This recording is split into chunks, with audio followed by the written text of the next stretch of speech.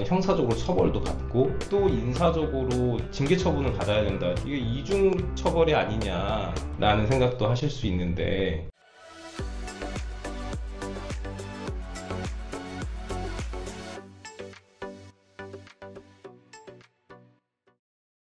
안녕하십니까. 법률사무소 여원의 유영규 변호사입니다. 저는 법률사무소 여원의 김선우 변호사이고요. 자, 오늘 저희가 다룰 주제는 군인 신분에서 음주운전이 발생한 경우에 그러면 궁금해하시는 게 다른 절차와 기준이 있지 않냐, 이런 고민들 많이 하시거든요.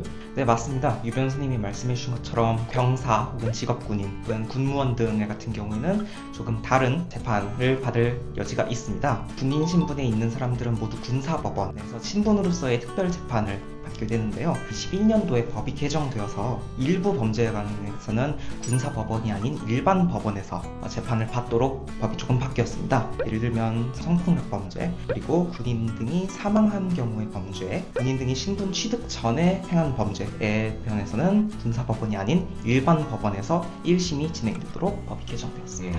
음주운전이 여기에 해당되나요? 음주운전은 해당하지 않습니다. 그러니까 음주운전은 여전히 군사법원의 재판관할이 있는 거고, 이렇게 재판관할이 변경된 취지가 뭐죠?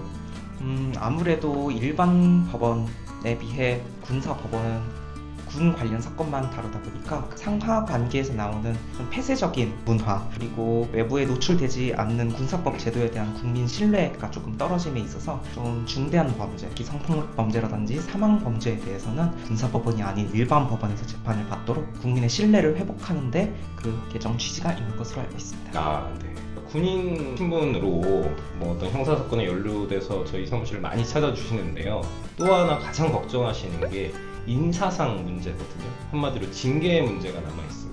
형사적으로 처벌도 받고 또 인사적으로 징계 처분을 받아야 된다. 이게 이중 처벌이 아니냐라는 생각도 하실 수 있는데 어떠세요? 두 가지 절차의 차이점. 엄밀히 따지면 형사처벌은 형사적 제재인에 반해 인사상 불이익은 행정적 처분이라고 생각하시면 되어서 인사상 불이익에 대한 대응, 그리고 형사상 불이익에 대한 대응을 별도로 준비하시는 게 맞습니다. 그러니까 군 인사 내부 규정들이 상당히 많이 있거든. 징계의 수위를 정함에 있어서 형사처벌의 결과가 사실은 꽤 중요한 것 같습니다. 같은 범죄 혐의지만 벌금을 받은 경우와 집행유예를 받은 경우 또는 징역형을 선고받은 경우 각각 조금씩 달리 판단한다, 이렇게 보여지고요. 자, 그러면 처음 음주운전을 했어요. 그리고 인명피해는 없었어요. 대강 예측할 수 있을까요? 어느 정도의 처벌일지? 말씀하신 것처럼 초범이거나 혹은 인적피해가 발생하지 않는 경우에는 벌금형 내지 집행유예를 충분히 노려볼 가능성은 있습니다.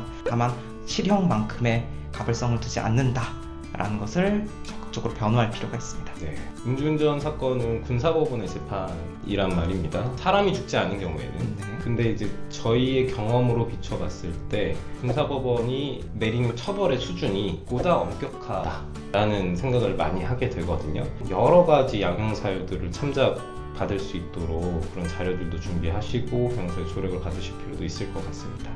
네, 저는 군 생활을 했던 기억이 너무너무 행복하고 그때의 전우들과 나눴던 시간들을 굉장히 소중히 생각을 하기 때문에 특별히 군인 신분에서 어떤 어려움에 처하신 분들을 만나게 되면 또 특별히 마음이 가는 것 같아요. 혹여나 군인 신분으로 군 재직 중에 음주운전이나 기타 다른 형사사건으로 문제가 생기신다면 편하게 연락을 주십시오. 내 선임이고 동료고 후배였다고 생각하시고 편하게 연락을 주시면 전심 전력을 다해서 사건 해결에 매진하겠습니다.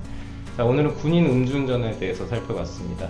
더 자세한 정보는 법률사무소 여원으로 연락 주시면 저희가 친절하게 상담 도와드리도록 하겠습니다. 자, 오늘도 시청해 주셔서 감사합니다.